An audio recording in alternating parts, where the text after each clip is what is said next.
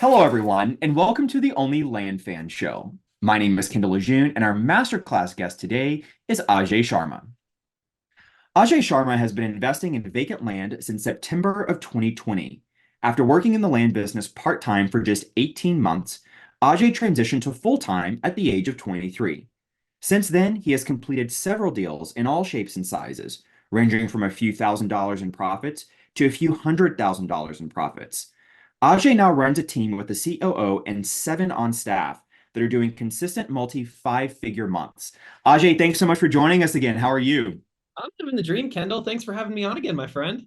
Yeah, it's always a pleasure to have you on because I know our audience is going to get a massive value-packed interview. Super excited to talk to you today about scaling, specifically the secrets to scaling break through 500,000 in revenue.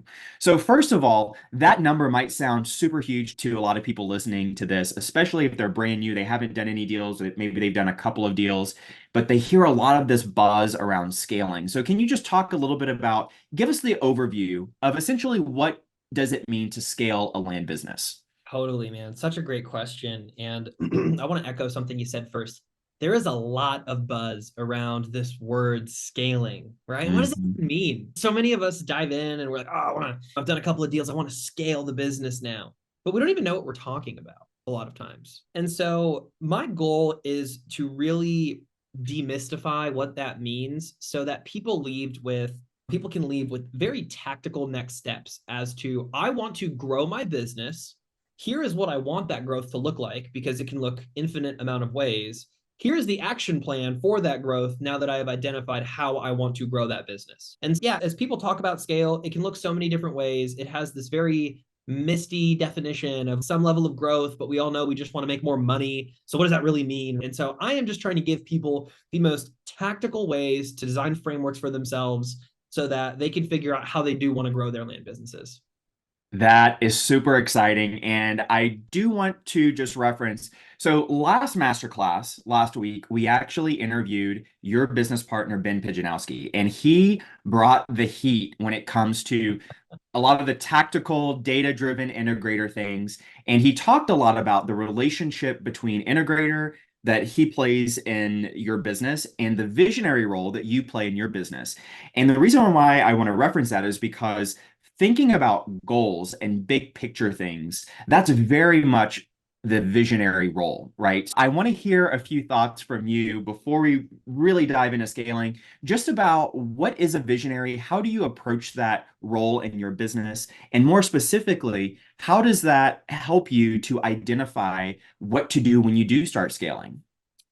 Yeah, man, such a good question. I'll tell you, most entrepreneurs are visionaries. A lot of times because we have this idea of what we want our lives to look like, and it doesn't conform to the traditional life outlook.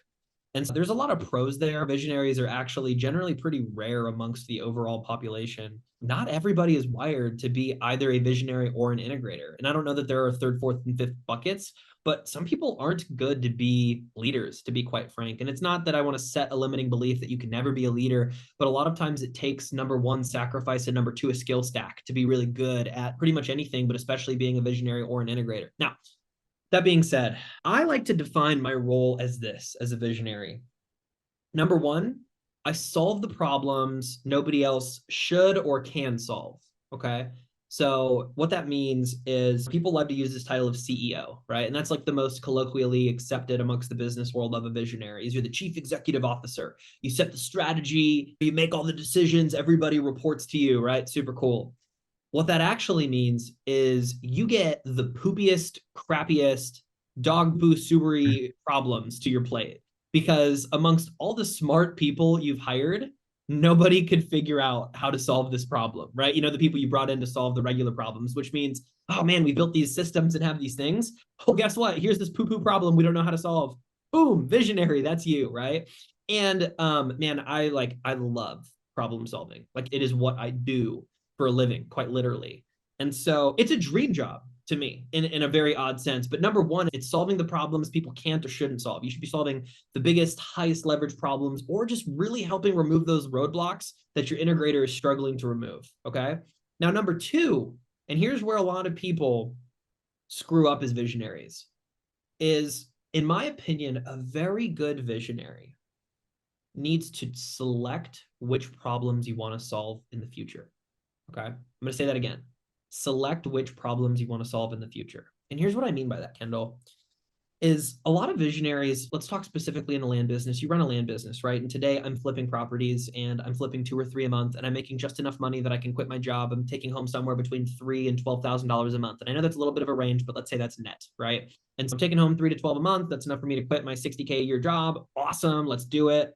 And you're having some success here, but all of a sudden you hear people talking about subdivides. And so now you just start working on subdivides without really thinking about it. What people don't realize a lot of times is that subdivides have a much slower cash conversion cycle. We have an entitlement project that we're working on right now. We engaged with the seller in November. I actually knew the developers that were working on it before and got to pick up their work. We're not going to make a penny on that, and we'll sink about $50,000 between me and my partners into it. We're not going to make a penny on that property until June, July. Okay. And so much slower cash conversion cycle. If you need money to survive, it's not the best idea to dive into entitlements right away. You're not going to make money for a minimum of 120 days. Don't take that as truth, or limiting belief, but in my opinion, that's what we've seen. And so you need to choose which problems make sense for you, for your team, for your business. How do you risk operational capacity? How do you assess risk? How do you decide which problems you should be solving? But anyways, man, I'm going down some tangents here. The point being, you need to understand what problems you want to solve in the future, what will serve you best, what will serve your business best. You also need to be willing to roll up your sleeves and solve the poo-poo problems, right? Some of them are fun, but to be honest, man, most of them aren't. Like here's a recent story. I had a seller that we were working with, and I might have told this story last week, so forgive me if people are hearing this a second time, but the seller on this property, we got under contract, we got a buyer lined up, we had a beautiful spread on it. They told us they wanted to back out. We were 2 weeks from closing. And then I get a letter from their attorney stating our contract is void, right? And man, like 70 grand in cash does a lot for your business, right? Cash is a very frequent bottleneck a lot of us face. And what do we do now, Kendall? Right? Well, guess what? That's a problem that rolled up to the visionary. We got an attorney letter. Ajay, what do we do? Yep. Right? And so Yep. I'll tell the audience to resolve the story. Long story short, I reached out to 4 people I know and trust that are in the land business or in some real estate business. I got a contact with another real estate attorney to submit a response letter just to let them know they weren't immediately off the hook. And in that time, I triple dialed the seller daily until I got them off the phone, used sales and negotiation techniques I learned from Mr. Chris Voss, who never split the difference, talked him off a cliff. We gave him $30,000 more. Bada bing, bada boom. We're going to close in 2 weeks. It worked out. Most stuff doesn't when it gets to the visionary. There's a lot there, but you got to deal with the problems nobody else knows how to, or maybe just isn't super equipped for. And you got to choose which problems make sense for you, your staff, your business, your life, your cash. Yeah, that's really fantastic. So much good insight. I love that you were able to save that deal. One of the things that Thank jumps you. out, yeah. So fingers crossed. We're still sending all of the good vibes your way. Until that thing closes, we know how that goes. So one of the things that really jumped out to me about that is the fact that it is problem solving. And on its face, that sounds like, oh yeah, super cool, we're solving problems. Uh-huh. But I think when you get into it, at least for me, I'm like, wait a minute, this is not fun. Like I have to solve a problem. And I think a Yeah. lot of the reason why I point that out, and I know that just sounds super silly, but I think that a lot of people look at this and say, oh, if we run into a problem or we run into challenges and it's nothing but challenge after challenge, then maybe I just shouldn't be doing this business. But it's actually a reframe of if you're playing the visionary role, if you're scaling your business, you're problem solving. That's what it is, right? And embracing, I think Layla Hormozi calls it embracing the suck, Yeah. right? Embrace the fact that it is a problem. You are problem solving. And so I really love that. That just jumped out to me when you were talking about that.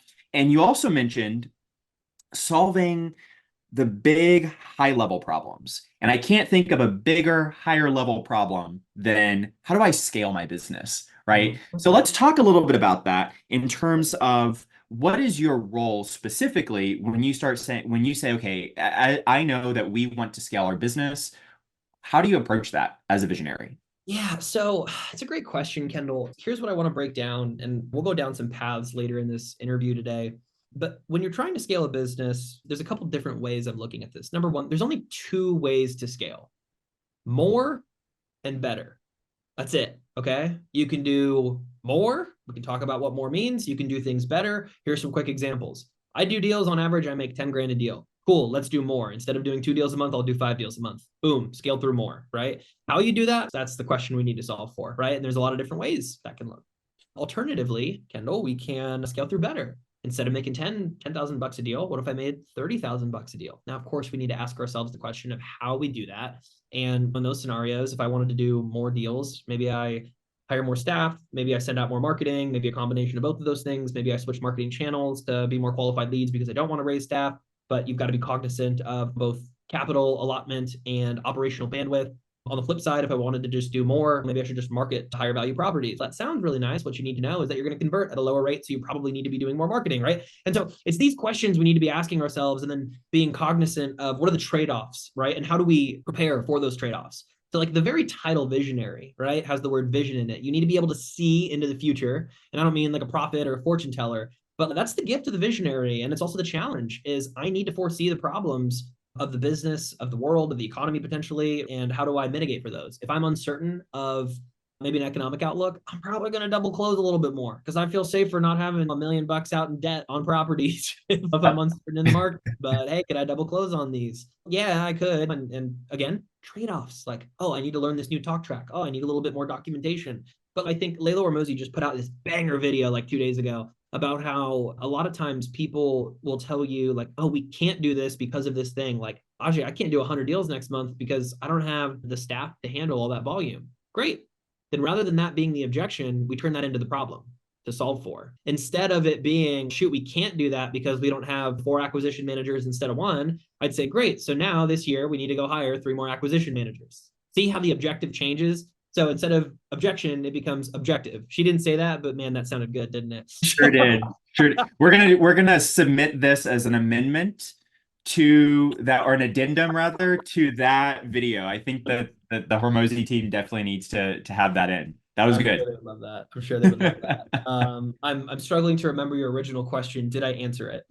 You did, yes. The question was, what role does a visionary play in scaling? And you answered it beautifully in terms of thinking about what is the vision of the business, and then what are the problems that are going to come along that you need to solve for that vision to actually happen. So really good stuff. What I want to do is jump into that figure that a lot of people, I think, resonate with. Specifically, the figure that was in your title, the 500,000 in revenue, right? That's a big number. A lot of people, including myself, especially when I first got started, it was difficult to wrap my mind around $500,000 in revenue coming from a teacher background.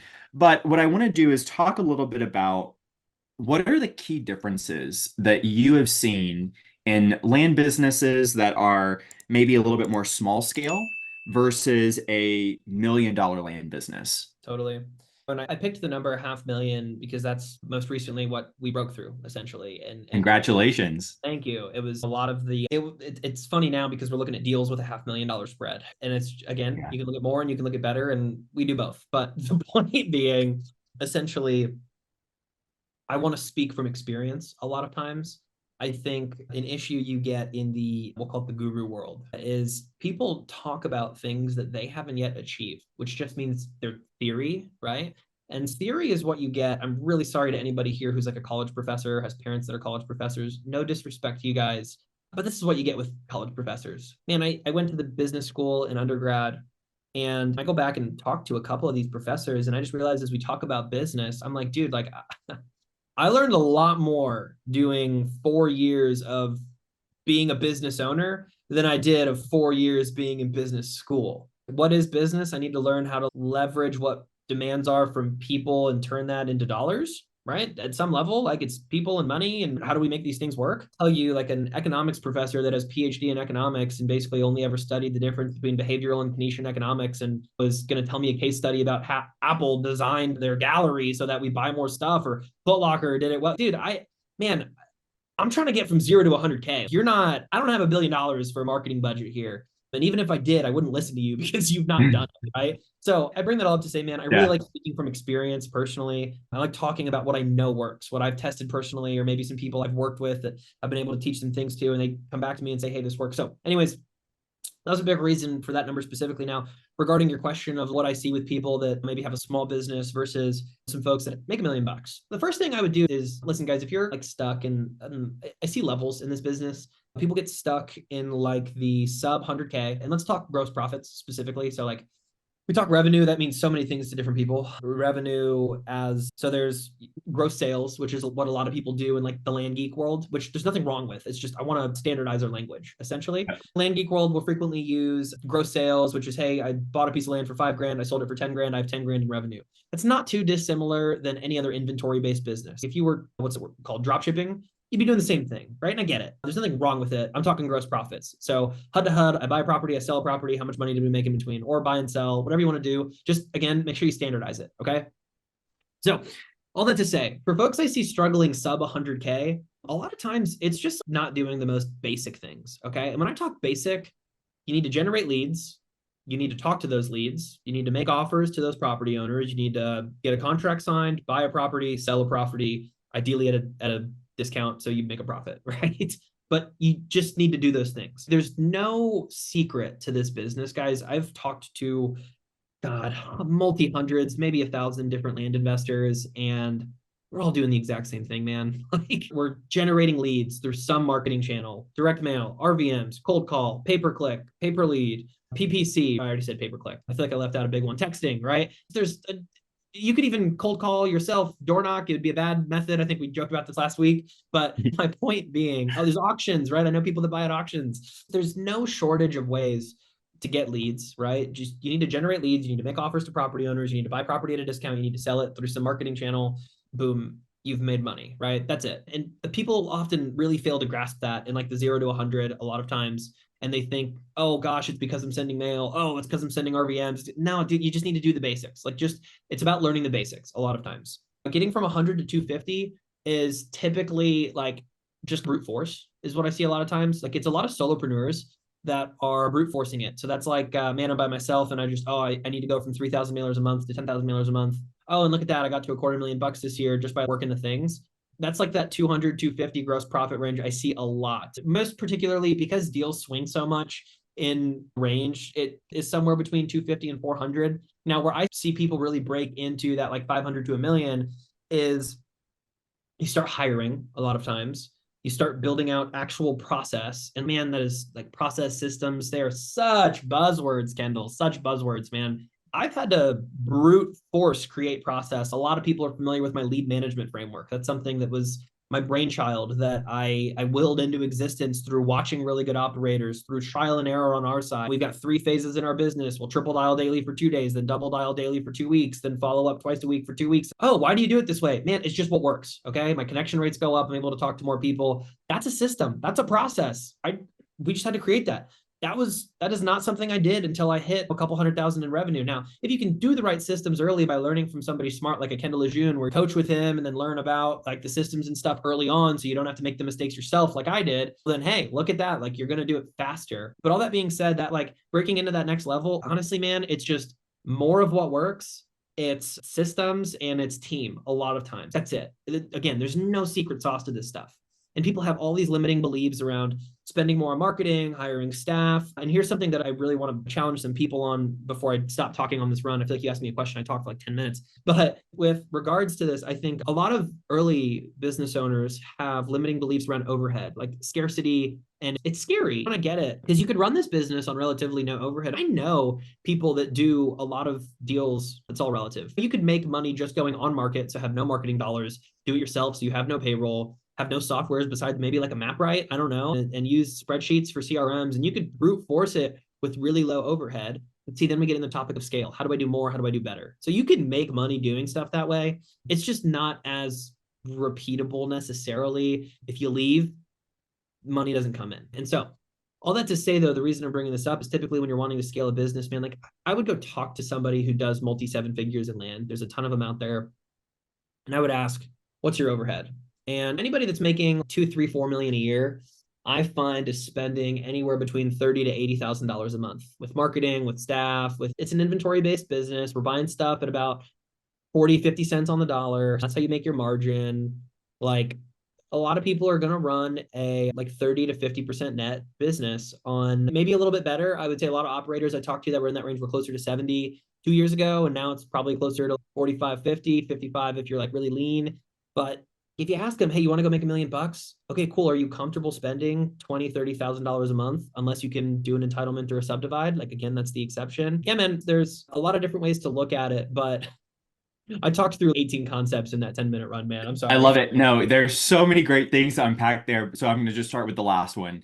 So you said something that was really important, in my opinion, and it is that is it possible to scale to several million dollars a year in the lane business? Absolutely. There's also a price tag, right? You do have to invest money each month to be able to do that.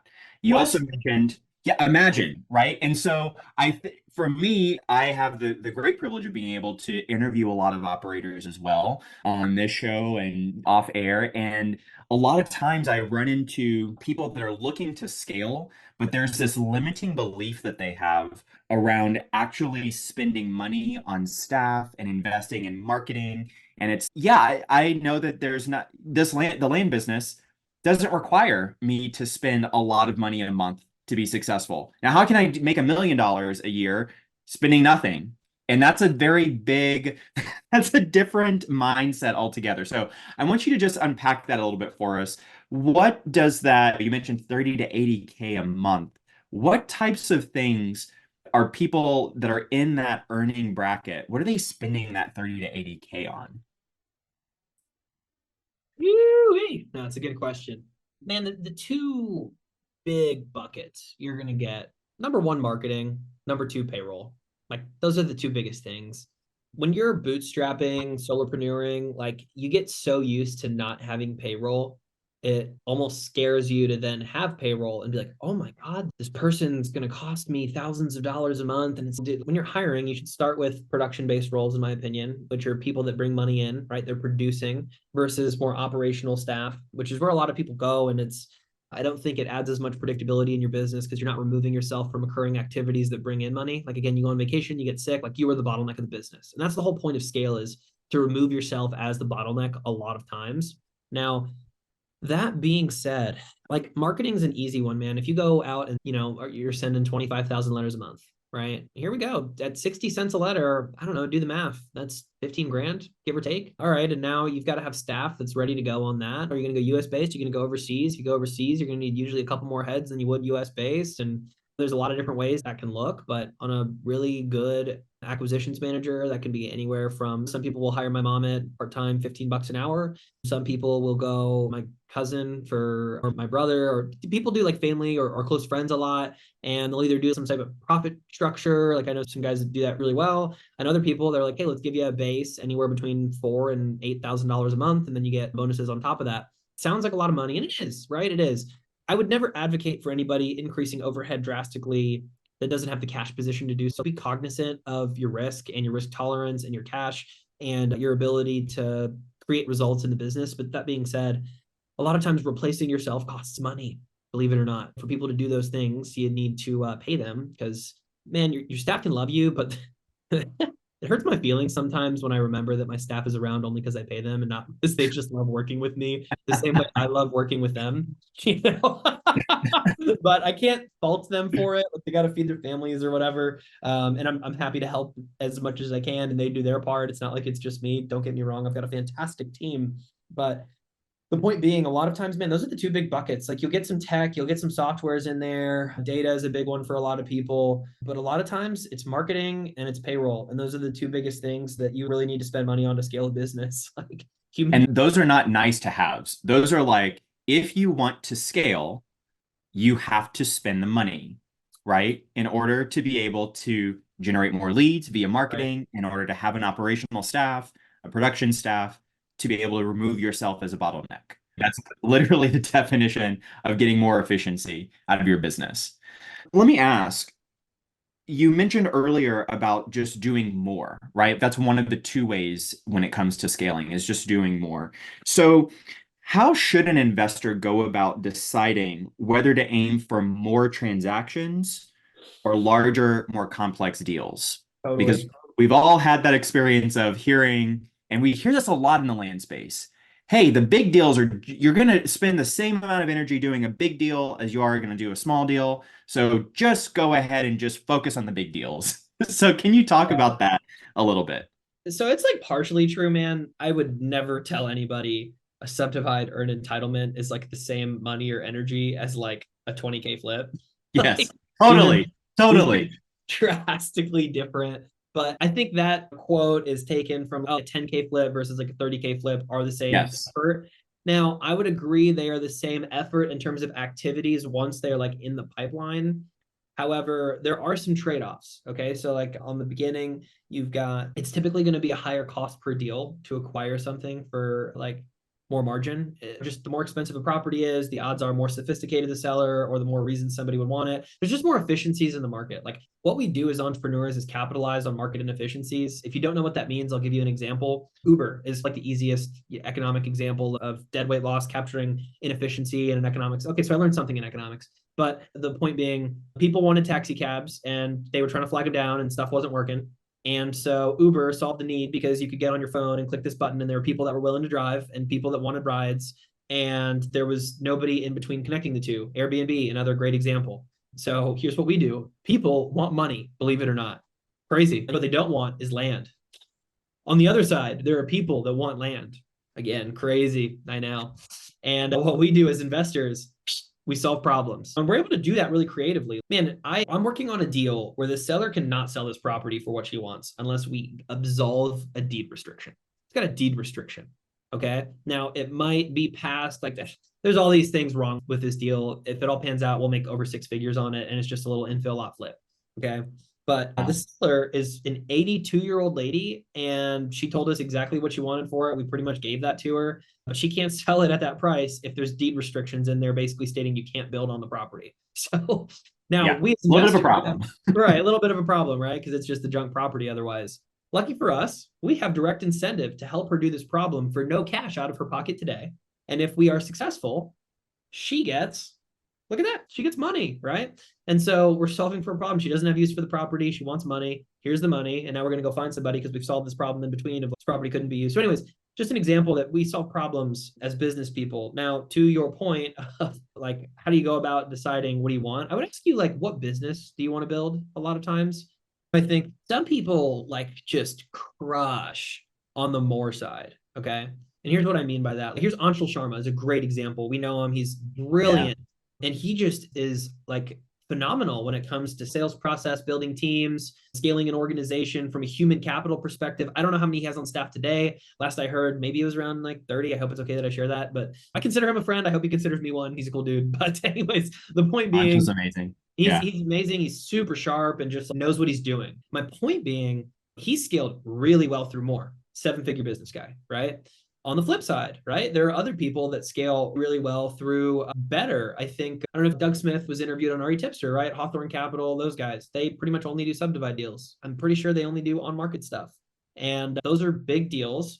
And they're doing some, and then they're scaling through doing more of those big deals. But these are complex, right? There's different problems you need to solve for. When you have a $500,000 property, you've got to go raise a $500,000 on the acquisition side, right? Not only that, your market absorption might be different, meaning like selling a 25K property, there's like a lot of people with 25 grand that can go buy that.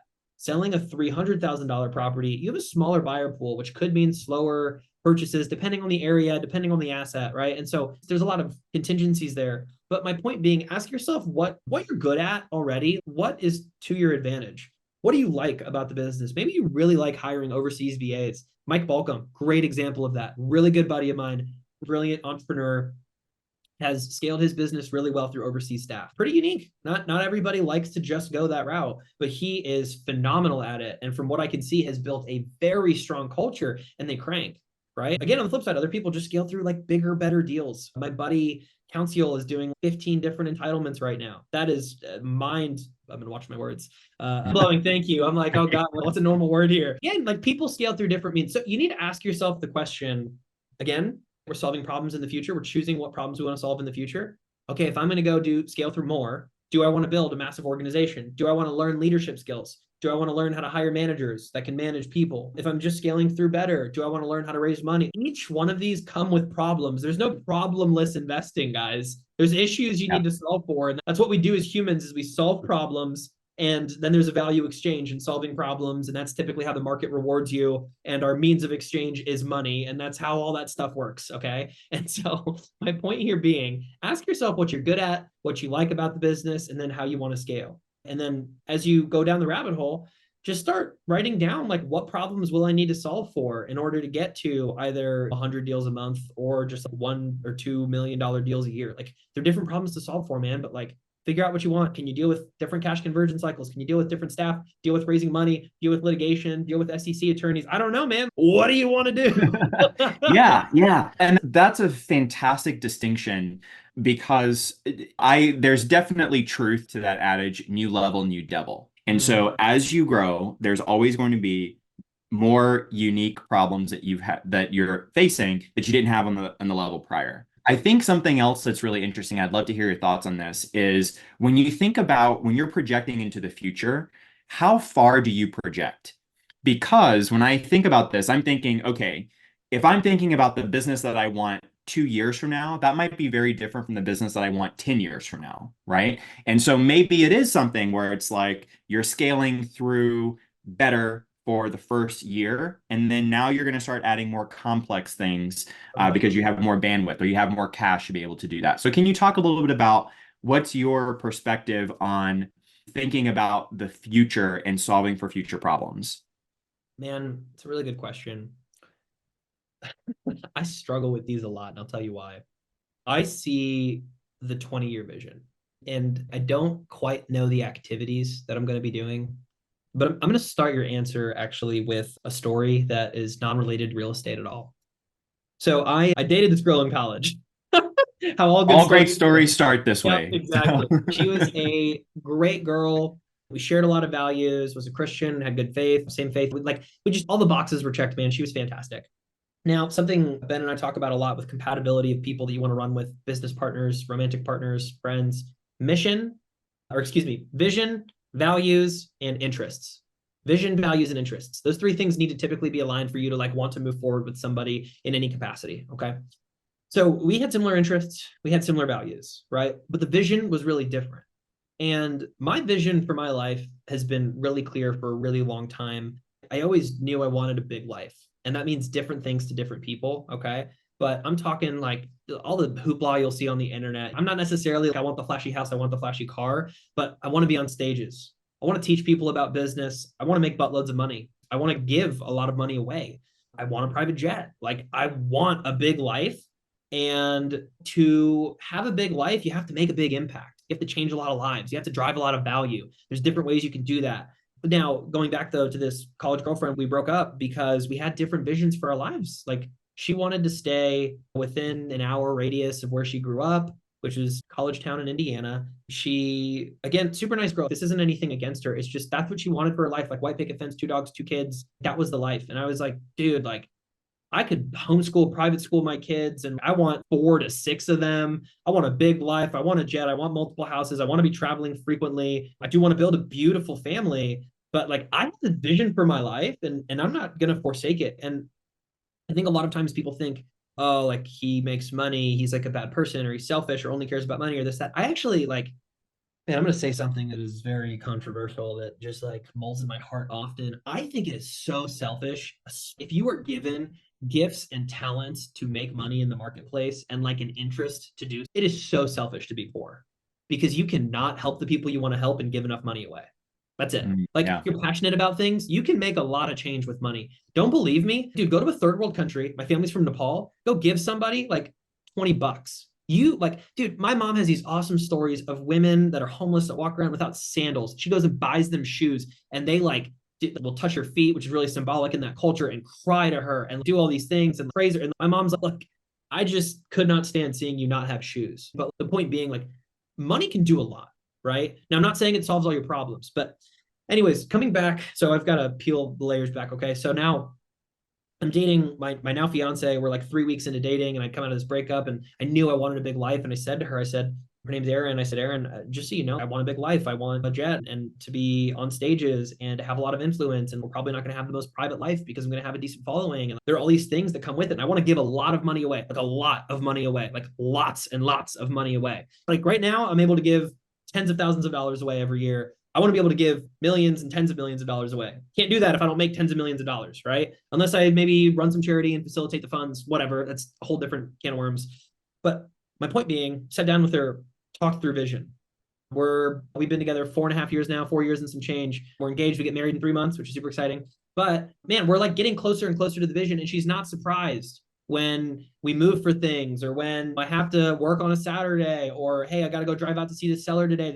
I can't do this on a Saturday morning and go to the farmer's market anymore. Now, that's not to say I don't prioritize her, because I do. And when we're out at dinner, my phone turns off, or I was on do not disturb or whatever. But my point being, you need to figure out what vision you want for yourself long term and continue to pursue it. Now, what the specific activities look like in between don't really matter, as long as I'm getting closer.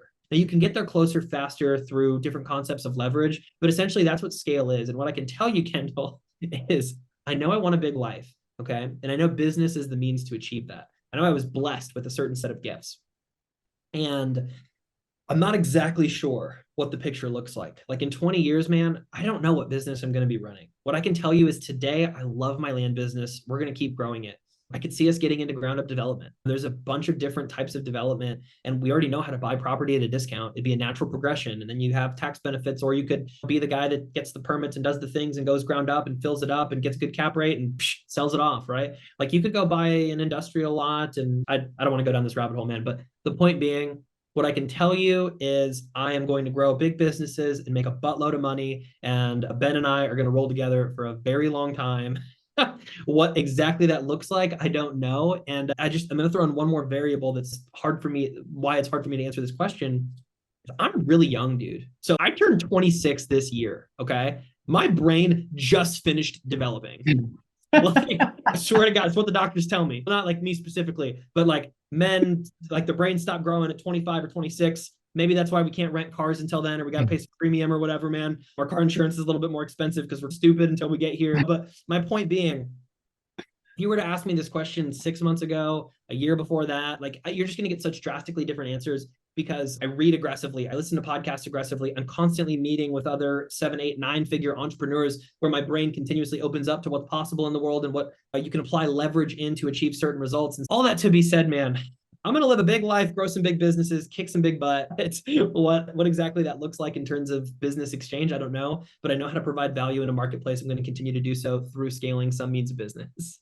Hey there, land fans. If you're enjoying this episode and would like to see more episodes like this, please be sure to let us know by liking and subscribing below. So good. So good. Yeah. And I think that constant sort of crystallization and refining and redefining vision, that all comes into the whole your visionary style, right? That's what visionaries do. I'm a textbook visionary as well, and we dream and we open up our brains even more, and so that can change, and it's all good. I love it. So getting back to scaling, specifically tactical strategies in the land business, what are some of the common pitfalls that you see people encounter when they are on a journey to scale their land businesses? Yeah, man. I think the biggest one that I want to call out is just like overthinking. Dude, if you are making less than, I don't know, $1 million to $3 million a year, any micro decisions you make don't matter that much, to be honest.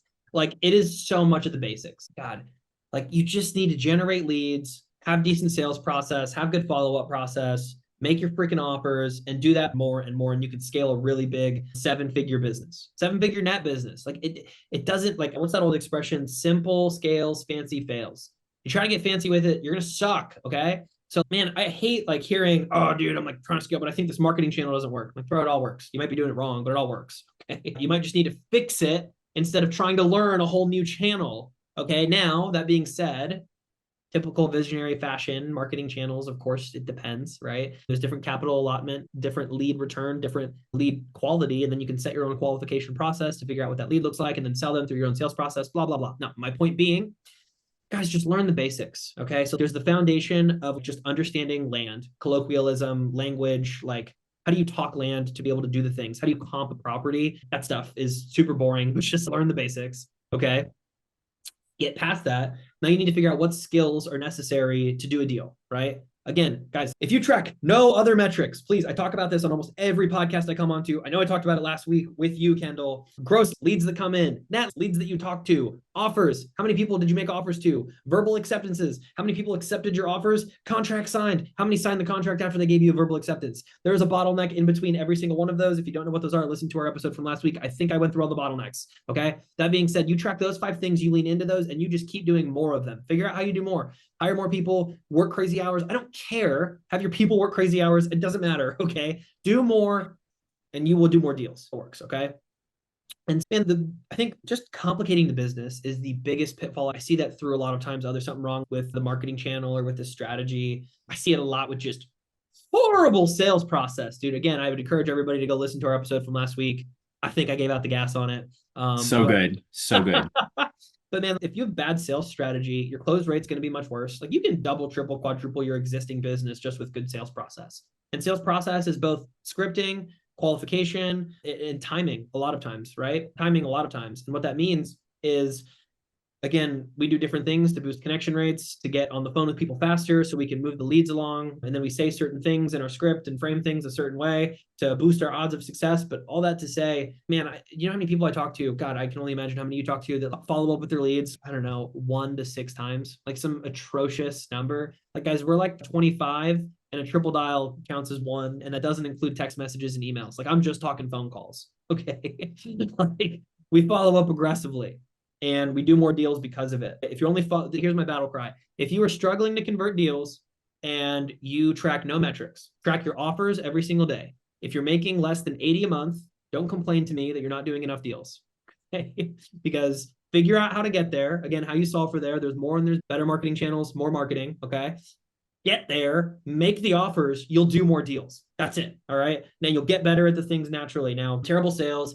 And then the last 2, like, of the biggest pitfalls that I know, man, are slow to hire or slow to fire. Like, you are handicapping yourself, man. I was talking to my good friend, who I won't name because I know a lot of people here know him, but he was looking at hiring like an EA/TC/ lead manager. It's his first kind of hire. And so it's a lot of things. And that's usually how that works is you start by hiring, and then over time you hire more specialists as your business grows. And that just helps people be better and more efficient at their jobs, blah, blah, blah. Okay. So he's hiring a generalist. And this dude was going to make, God, he had, I want to say $400,000 of pipeline profit and at least $60,000 to $80,000 in the bank. And his overhead was like $300 a month, like something just ridiculous. Okay. Yeah. Absolutely ridiculous, not including marketing expenses, but just absolutely ridiculous. And he was like, man, I'm a little scared of overhead to make this higher. And I was like, what are you going to pay them? 15 an hour. How many hours a week are they going to work? 20. Okay. Let's do some math. That is $300 a week, $1,200 a month. So how many more deals, sorry, before I said all that, I said, how many more deals do you think you would do if you had this position? Oh, at least another 3 or 4. How much do you make per deal? 15 to 20. So you'd make another 50 to 70 grand a month. Yeah. Okay. And 300 a week, 1,200 a month. So you're foregoing 70,000 a month in profit for 1,200 a month in expenses. And I just sat there and he goes, when you say it like that, man, I feel like an idiot. I'm like, you're not an idiot.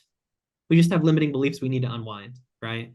There's this fear around hiring because it has overhead, which is perceived as risk. And it's fair, but be mindful of your business, man. If you've got $500,000 sitting there in pipeline equity and almost 100K in cash, you're going to be okay to take on another 1,200 a month in expenses. I was like, dude, you could never sell another deal for 15 months and you'd be chilling, my guy. Yeah. Yeah. That's a great, sell any property in 18 months. He was like, yes, okay, so logically, we're good. And this guy's brilliant and really good land investor, but you just need to hear it from people who are willing to call you on your crap. You know what I mean? yeah. Yeah, totally. And I think that's a really great point is that can you do this business like by cutting corners and doing it on the cheap? Absolutely. Like we've all seen people do that. I've seen some people like to send out their own mailers. Great. Send out if you want to lick envelopes and handwrite letters and all that, do it. Great. Fantastic. But the question that I always come back with is like, what is the opportunity cost for that?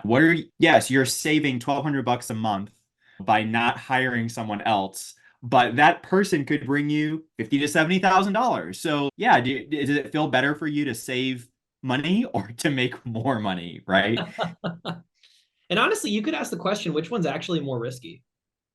Yeah, absolutely. That works. Like it's debatably more risky for me to not make money in it today than it is for me to wait until the perfect time to do anything. Because Kendall, is there ever a perfect time to do like anything? Oh my gosh. That's a big one. Dude, that is so big because like I just need to wait till I'm ready. Like I had a conversation about this just the other day. Ready is a lie. Like you will never feel ready. And the whole I'm gonna wait until I feel no fear. That's you are gonna feel fear. If you're not feeling fear, you're not growing. So courage is not the absence of fear. We've all heard courage is moving forward with fear anyway. And so there is a lot of like mindset that's wrapped into scaling. And it does make sense because if you're trying to do something you've never done before, you're going to be experiencing failing or a failure, yes, fear, and you're also going to come across things that like it's uncharted territory for you. Like you're going to be hitting boundaries that are keeping you in the level that you are in that you don't even know that you have yet. And Totally. so that's why a lot of these things come up, and it's one of my favorite topics. So can you talk a little bit about, let's say someone is looking to scale their business and they've got some systems in place, right? And when I say systems, I don't mean like super fancy things. I just mean a codified way of doing something, right? Yeah. So a lead comes in, we do this, then we do this, then we do this. At the very bare level, that's what a system is. Yeah. So they've got some systems in place. There's a way of doing things. Maybe they do sporadically a deal or two every other month, and they're trying to figure out where is the problem? Is it due to marketing? Is it due to the actual strategy? Is it the sales process? How do you recommend people to start looking to find, okay, is it the market that I'm in? Do I need to switch markets? Gosh, we see so many. I sent a mail campaign out and I didn't get anything in 2 weeks, so I'm gonna switch. And Totally. then hey, mail doesn't work, so I'm gonna do texting. Totally. Texting didn't work. I'm gonna do this. So can you give us some thoughts around how to identify that and then how to go about actually working on those elements? Yeah. Yeah. Now, under the assumption this is somebody with a semi-working business, the first thing I'm going to do is, man, we can, what's that old expression? Like we can change what we measure, something to that effect. That's not the expression. I don't know what it is, but it basically like, listen, if you don't monitor it, if you don't measure it, it's really hard for me to tell you what's wrong. And so those 6 metrics that I laid out earlier give us a lot of clarity because there's certain benchmarks between each one. Here's an example is we'll get verbal close rates around 10% in our business. There's a couple contingencies there, guys, like our average, either like wholesale fee or flip fee, whatever, like HUD to HUD, we'll make 15 grand. We do a lot of double closings. We've got a pretty decent sales process or follow up super aggressive. So there's a bunch of contingencies there. If your close rate was below like, God, 5%, like you're like, dude, this is a bad thing. Now, if you had less than 40 leads a month, dude, this is a bad thing, especially if your close rate's really bad. You're like, you're screwed, right? If you were only connecting with less than 65% of those leads that came in, really bad thing. So there's like benchmarks when we can measure these things, right? If you were getting less than 60% of your contracts signed from verbals, bad thing. But again, like doing better on every single one of those is going to be a good thing. And so if we don't measure it, it's really hard for us to know what's wrong. I can tell you, like, man, I've worked with a lot of investors and dozens and dozens and dozens of investors. And I swear to God, Kendall, 80% of the time it's send out more marketing, make more offers, and you'll do more deals. Like I promise anybody that's doing less than like 80 offers a month, like that's probably a way to scale. How you get there is up to you. You have to be cognizant of how much time you can deploy. If you're like a father of 4 with a W-2 that like really prioritizes family time, it's probably not through your output. Stop telling yourself you're going to work harder. You literally don't have capacity to. If you're a solopreneur that's a 25-year-old man that lives by himself, like I was for a lot of my time, I wasn't single, but I wasn't married. And so I had my own place and it's super easy. And yeah, I could scale through hard work, dude. I could blunt force it. Now, did I want to? No. Do I travel a lot? Yes. Does that mean it's not a good fit for me a lot of times to scale through output? It does. So I should usually replace myself in doing so. But I would tell you just like noting the benchmarks for those key metrics will give you some flow in terms of acquisitions. There's just like business health you want to monitor, right? So there's acquisitions flow, there's your cash conversion. How long does it take you from like when you own a deal to when you make money on a deal, or even when you market to a market and turn that into dollars? I really like that metric because it tells me like I can spend money and I'll make money back. Our average is about 4.5 months. So if I spend $1 today, I'll get 4.5 back in those months. But remember, I've got overhead along the way. You've got fixed costs, you've got variable costs. And then on the dispo side, again, that cash conversion is part of it. Your average like dollars you get back is a part of it. So there's like ways to monitor that. But I think recognizing just like what your bottleneck is through a lot of times those acquisition metrics are really going to help. And just like focusing on constraint theory, or Mosey talks about It's a lot like you guys have heard the expression before, just one weak link in a chain will break the whole, or a chain is as strong as its weakest link. That's what it is, Yep. right? Yep. Your business is the same thing. Your business is only going to be as strong as its weakest link. Okay. Which means your bottleneck in the business is holding the business back. And that could be any one thing. So here's an example is maybe you're phenomenal at lead generation. You're like, dude, we're getting 80 leads a week. I'd be like, Jesus Christ, that's awesome, dude. Let it rain, baby. But then maybe you tell me I'm only making 4 offers a week. I'd be like, what is wrong? Are you calling your leads? Would be my first question. Yeah, man, I'm calling them once. I'm like, all right, you're screwed. I'll just get, yeah, give me your leads. No. Yeah. But right. But this is where for me, I'm able to diagnose what the bottleneck is. Are we not connecting with them enough? If we are, let's install some lead management process, right? We're not closing enough. Okay, let's talk sales process. Maybe we're doing all those things well, but we don't have capacity to make offers, man. Like I don't have any time. Cool. Hi, manager. You can go overseas for relatively cheap. You can go US based for also relatively cheap, right? 15 to 20 bucks an hour on Hire My Mom. You can hire some pretty good talent. Okay. Now we have a whole can of worms around talent acquisition, leadership, hiring, firing, all that stuff. And it's a skill, guys. It's a skill. You got to learn the skill. I can tell you that A talent doesn't like working for C leaders. That's something Gary Harper says a lot. If you're a POO leader, really good talent's not going to stick around for you because they've got no vision with you. They've got no idea what you're building, where you're building towards. Communicate that stuff with them. People love to be included in your vision, both personal and professional. Yeah, there's a bunch of different ways to go down that, but I would just say assess those metrics, figure out where your bottleneck is. And then this is what Ben and I do every week. We have a stoplight meeting where basically we look at our metrics and see what's wrong. Okay, sweet. Our bottleneck is here. Right now, our bottleneck is that our lead managers can't convert our leads fast enough because we're getting so many. So we have enough leads. Our lead conversion isn't good. It's not because of lead manager process. It's just because of capacity. Okay. And so because of that, we're not able to make as many offers as we want with our acquisitions manager, which then leads to us not getting as many contracts as we want, which then leads to us not doing any deals, right? We're doing deals, not any deals, but we should be doing like 2 to 3 times what we're doing, in my opinion. And so it's like, all right, let's go. Here's the bottleneck. This week, all our efforts go into solving for this bottleneck, right? So Ben and I recently just started doing this thing we call the one thing. No, that's Gary Keller. We call it the big thing because we didn't sound like Gary Keller's thing. Every week after we do the stoplight, it's cool. What's the one thing I need to focus on? What's the one thing Ben needs to focus on? Visionaries should still be working in the business in some capacity, just in the most high leverage activities that they're really good at. And so I shouldn't be looped in when we need to call a title company for something or sign closing docs or do something cool like that or sign some listing agreement with a realtor or run daily stand-ups or whatever, right? That's not visionary talk.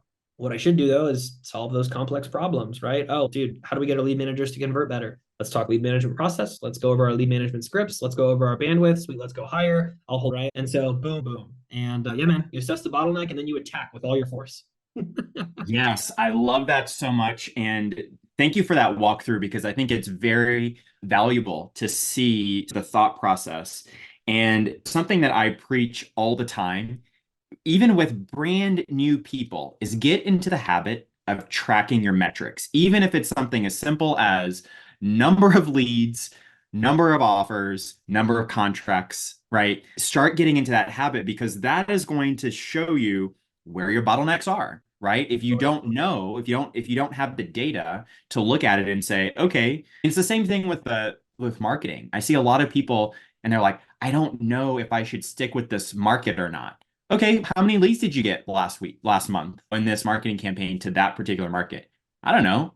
Okay, how do you know that's not a good market? Like you might be getting Because Kendall, I spent $500 on marketing and I have no deals, dude. Somebody told me that I could spend $500 and make $1 million, man. What is this junk? Yeah, exactly. That's exactly the point. And so 10,000 a month, right? In passive income. Yes, yes. With $3 of overhead. Who wouldn't want There are that? some people, I genuinely believe there are some people that could probably do it if you were to brute force it. So if you really wanted to bootstrap, you could land arb, like Land Geek style, right? Land arb, Totally. crap properties. Sorry, crap. I shouldn't say that, but they're crap properties. And then like hustle on Facebook Marketplace and sell a bunch on owner finance and manage those. You could probably bootstrap on $3 and get far, but yeah. That business, ask yourself what business you want to run, man. Ask yourself what brain damage. Exactly. That is so true. And look, that brings up a really good point is, yeah, you can. The answer is yes, you can do it. Do you want to do it? That's something else, right? Money is not the only determining factor of how to guide or direct your land business. One of the final things that I want to talk about, we talked a lot about creating a vision, figuring out what kind of land business we want, how to achieve that by doing more. Let's shift into doing better. So what does that look like in terms of just the implementation of that? Totally. We've talked about a couple of these already. So some of this, I might sound like a broken record, but like, guys, this just isn't rocket science, or at least, I don't know. I like to digest this as simply as we can, because it helps us take action on it. I think the first thing is bigger deals. Again, guys, it doesn't mean go jump to subdivides and entitlements, right? Do those make a bunch of money? Yes. They're also very complex and you can lose a bunch of money learning how to do them. Okay. So be careful, but they're fantastic. You can make tons of money doing them. Okay. But just bigger deals could be like, I know people who start in the land geek space and they're buying for 1,000 and selling for 3,000-4,000, and like, sweet, that's one iteration. And then like the next tier up, you could buy for 8, or it's 5 and 13. You get those pretty frequently, nice little like 5, 7, 8K hits.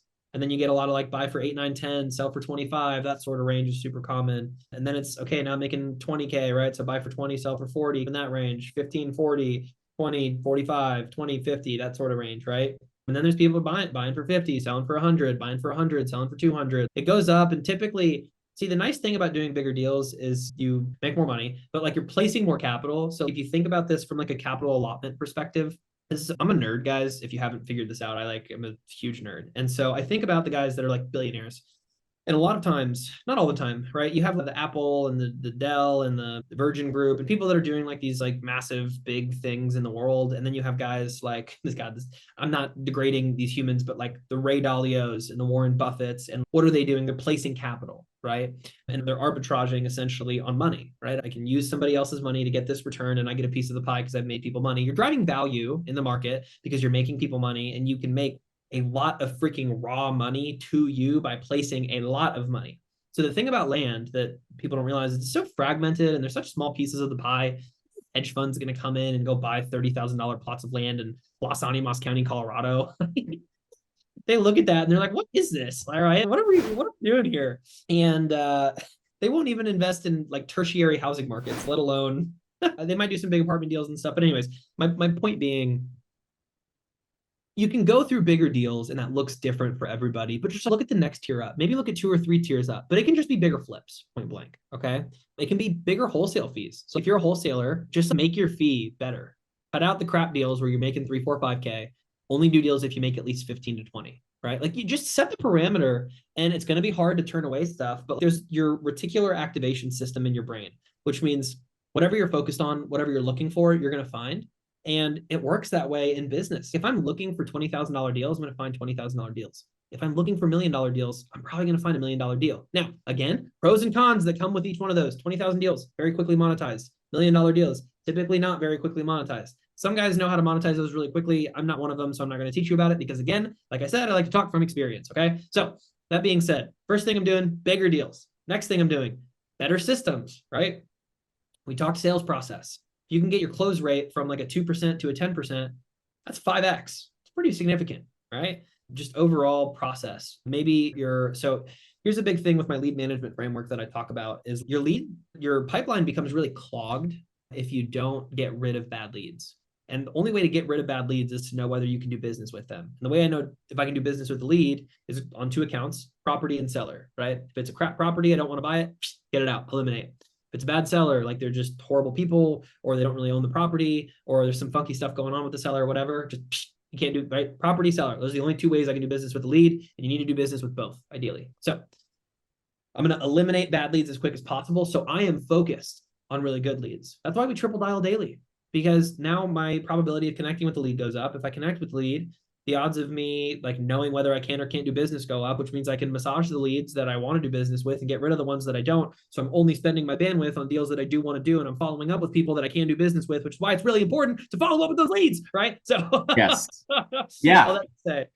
Sorry, go ahead. I was just going to say that's a really good point, and I do want to draw a distinction here. Is that I see a lot of people where they just do like a blanket marketing campaign, and then they get back a lot of different things, a lot of different types of deals. So let's say maybe they're a wholesaler, right? And that's what their business is set up to do, is to wholesale deals. But they come across some deals that are not good wholesale deals, but they would be fantastic owner finance deals or fantastic entitlement deals, or maybe even some subdivides that they don't want to wholesale, but they would make really great traditional subdivides. I see a lot of people burning bandwidth and trying to reinvent the wheel to do those types of deals and try to make every single thing fit make it into a deal. Does that make sense? So I see a lot of people clogging their pipeline, like you say, on doing deals that they are not equipped and that their business is not equipped to do. And so Right. what are some of your thoughts about, do I just throw away a good deal? It could be a good deal, maybe not for my business, but for someone else. And do they go through the brain damage of trying to figure out how to make this work while they have all of these other leads stacking Totally. up? What are your thoughts on that? Yeah, man, I'm always so scared to give blanket advice on the internet because you never know. Like you just never know how this is going to affect somebody's life. I have three different paths I can go in my brain that are all virtually correct, and I'm trying to decide what's the most applicable, actionable, and useful to whoever's listening to this. Here's what I'd tell you. I'm thinking to a book I read a couple years back called Mastering Rockefeller Habits. Okay. In this book, he's talking about Charles Schwab. We've probably heard of Charles Schwab. The company was named after a dude, probably named himself. Crazy how people do that. Now, that being said, Mr. Charles Schwab, he did this thing to increase productivity. It's really, really cool. He, every day, at the beginning of the day, would write down the 5 highest priority things of his day, right? Hey, what's the most urgent? What's the most important, right? We've all heard about the quadrant, urgent and important. If something's urgent and important, do it right away. If it's important but not urgent, maybe we can do it a little bit later. Not important, not urgent, delegate it, get it out, is that sort of thing. And he'd write down the most important 5 things for his day, ranked by urgency. And throughout his day, anytime he had white space, he was working on number 1. And when he finished number 1, he was working on number 2. And it wasn't about whether he got through 1 through 5, but rather that he was always working on the most important thing for his business rather than scrolling Instagram or starting another business, because that's what we freaking visionaries do all the time. We all have our shiny objects that we want to go do. We want to get into this business, want to get into that business. And here the thing is, a lot of times we think we're in the land business and we start a whole separate business even within our land businesses. Just side note, here's a quick example: is if you run a big wholesale operation, doing a subdivide deal is a different business. Okay. If you run a subdivide business, doing a Mojave County 40-acre flip like could be a distraction if you need to sell an owner finance and you normally don't do that and you're just a cash shop, right? And so I don't know, just be mindful of your current systems. But anyways, that being said, Kendall, I would prioritize your day based on what brings in money, right? There's this old expression I've heard from both my friends, Andy Rouse and Jay Thomason, both fantastic individuals, but it's dance with the one that brung you, right? When you go to a dance, dance with the one that brung you, okay? If you're making money by flips, prioritize the flips, man. Like the thing about subdivides is they're a risk. I just don't know whether you're making money with them or not. The thing about an entitlement is that it's a risk. I don't know. Like it's an uncertainty. Could you make a lot of money on it? Yes. And that's why I'm afraid to give blanket advice right now. What I can tell you is in terms of building a sustainable, predictable business, you want to be able to do repeatable actions, which you're going to do through doing the same stuff that's really boring over and over again. And that's how you scale via more. Okay. And so if you get stuff in your pipe that frankly you shouldn't be focused on, maybe you do it after you finish 1 through 5 or after you have sheerly nothing else you could be working on, which is never as an entrepreneur. But man, that's what I've got there. I don't know whether that's good advice or not. Yeah, no, I think it's fantastic. I think it's fantastic because the purpose of scaling, or one of the purposes of scaling, is to just make your operations more efficient, better, removing some friction points out so that you Totally. can start getting more traction. And I think that if you look at things that don't fit your particular business model as a friction point, because it actually is, right? And just say, okay, this is a friction point for us.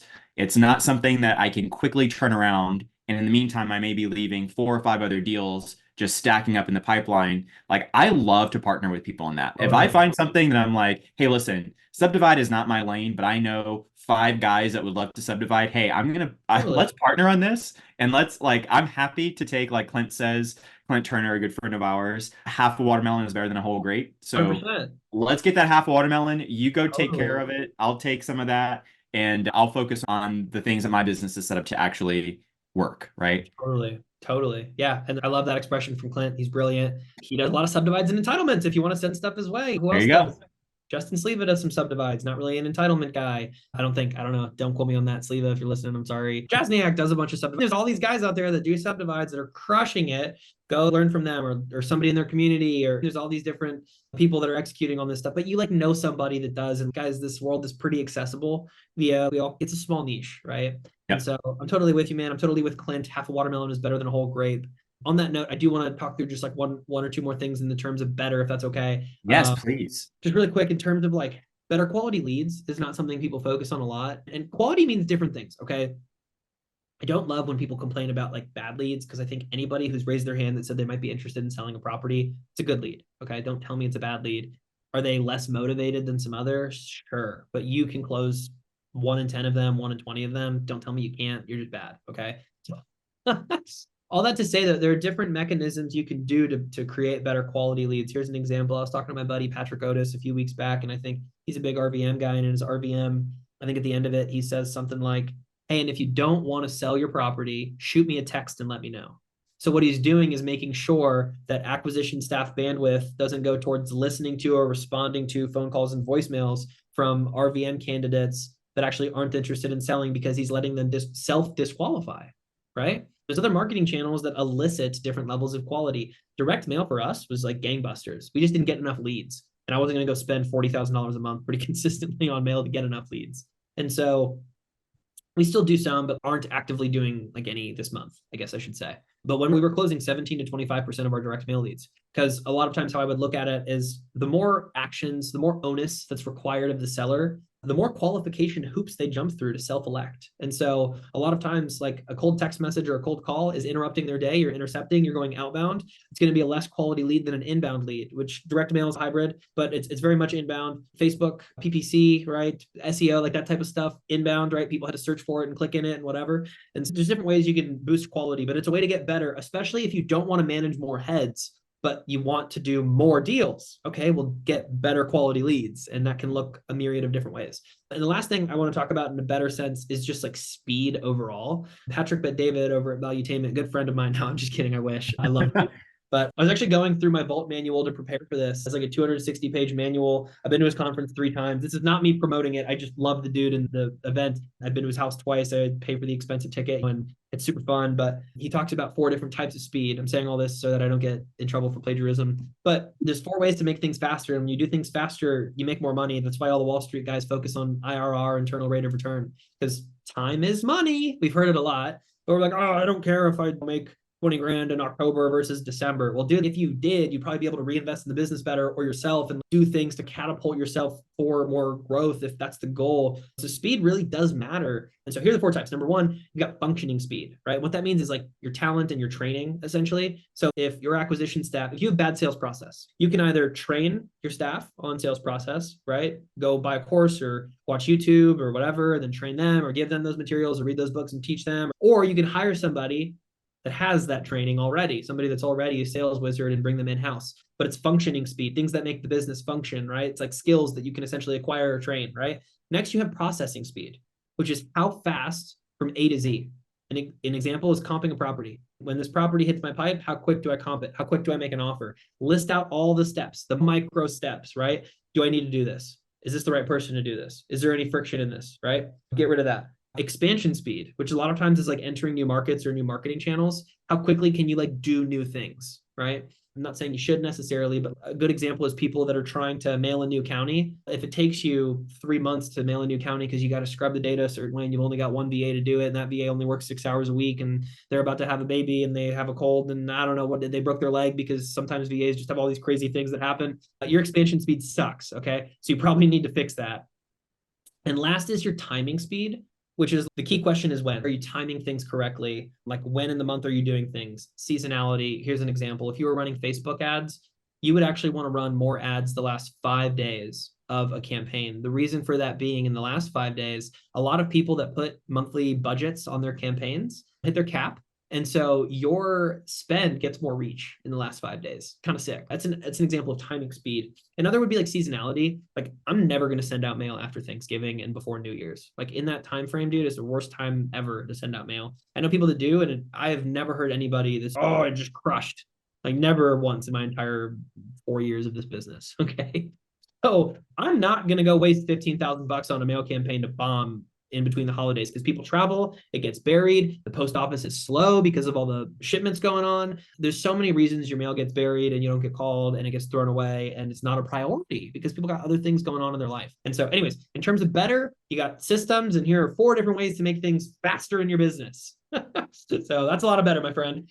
So good. And each one of those could be a podcast topic in and of itself, each one of those speed things. But I think that gives a really good insight into, I think a lot of people look at this and say, hey, land business isn't very complicated, so why can't I scale? And yes, it's not complicated at all, right? It doesn't have to be. It can be, it doesn't have to be, but it doesn't mean that there aren't a lot of other elements that actually impact and actually make a difference in your business in terms of scaling. Really fantastic points. Ajay, I want to thank you. This has been absolutely incredible. So many great things, so many great points to pull on. I know I'm going to be taking a look at a lot of these resources that you mentioned, and I'm super excited to see how I can implement that into my own business. So I want to thank you so much for that. And again, if you are watching us on Facebook live stream, I want to thank you for joining us. In order to ask questions on our virtual masterclasses now and in the future, please make sure that you check out olfskool.com. That's olfschool.com. All of our members on School actually have access to our masterclass guests. That way they can ask questions and get some troubleshooting things for their own businesses. So we'd love to have you in that School community. Again, that's olfschool.com. We'll drop the link in the chat. And so thank you guys so much for joining us. Ajay, thank you. This has been an absolute pleasure. Really looking forward to hearing how some of your deals are shaping up, those entitlement things that we talked about. So very exciting. Thank you so much. We will be back on Thursday with Alan Rooster Vance, and he will be sharing about how to do wholesaling $1 million deals. Really looking forward to that. Please look to OLF School and join us on the live call, get those questions answered. So thanks so much again. Have a good one. We'll talk next time. Be safe, everyone. If you're interested in hearing from other 6- and 7-figure land flippers about how they've built and run their businesses, then check out my group, OnlyLandFans, where I do a live interview each week inside the group. You can grab that link at the description below. Until then, be great, have a great week, and catch you in the next one.